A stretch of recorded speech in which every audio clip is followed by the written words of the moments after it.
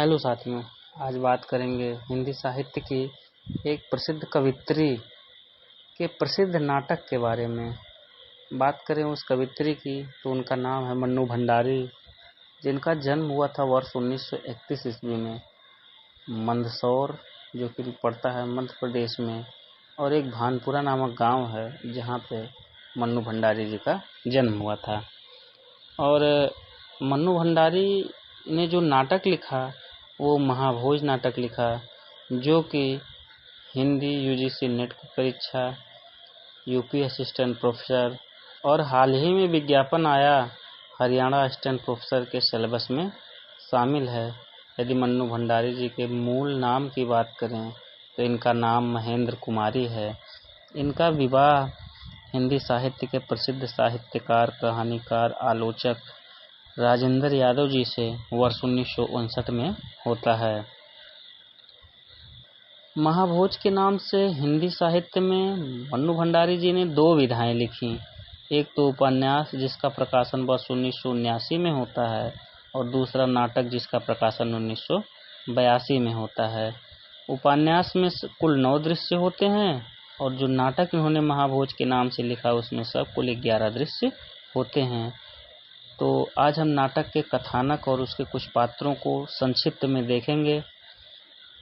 जो नाटक इन्होंने लिखा उसमें सरोहा नामक गांव को केंद्र बना करके उसमें होने वाली कुछ घटनाओं को कथानक का रूप दिया है। नाटक की शुरुआत होती है, एक विशु विशेषण नाम का दलित युवक रहता है जो अपने गांव के बच्चों को शिक्षित और गांव के लोगों को के अधिकारों के प्रति जागरूक करता है। उसकी लाश गांव में रखी पड़ी है, उसकी माता रुदन क्रंदन कर रही है। इसी के साथ इस नाटक की शुरुआत होती है। तो अभी हम आगे आपको बता रहे हैं कि उसकी मृत्यु कैसे होती है, उसको कौन मारता है, कैसे मारता है, क्यों मारता है। तो उसी सरोहा नामक गांव में जहां से ये कथानक लिया गया है, वहीं का एक जमींदार रहता है जिसका नाम रहता है जोरावर।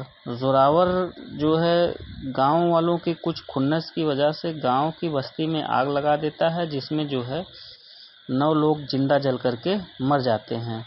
तो ये चीज़ें जो है विशु जानता है, तो नज़दीकी कोई कार्रवाई ना होने की वजह से विशु कुछ स्पष्ट प्रमाणों, कुछ पुख्ता सबूतों के साथ जो है दिल्ली कंप्लेन करने के लिए तैयार होता है।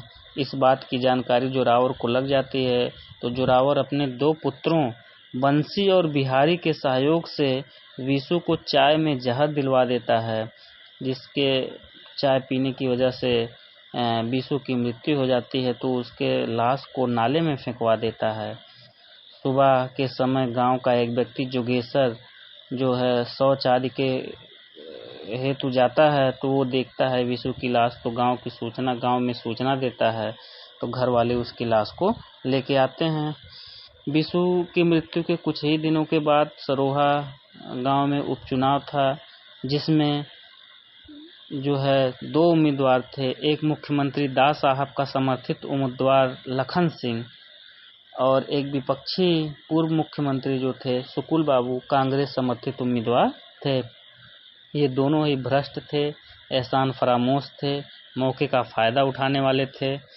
तो ये दोनों लोग जो है विशु की ये हत्या का अपने अपने हिसाब से गांव वालों को बेवकूफ़ बना करके, उनको विभिन्न प्रकार की बातों में उलझा करके हम इस तरह से विशु के हत्या के गुनहगारों को सज़ा दिलाएंगे, उस तरह से दिलाएंगे। ये विभिन्न प्रकार की गुम्फित कहानियाँ बना करके गांव वालों को गुमराह करते हैं। अच्छा, ये इतनी बातें हो गई चुनाव की।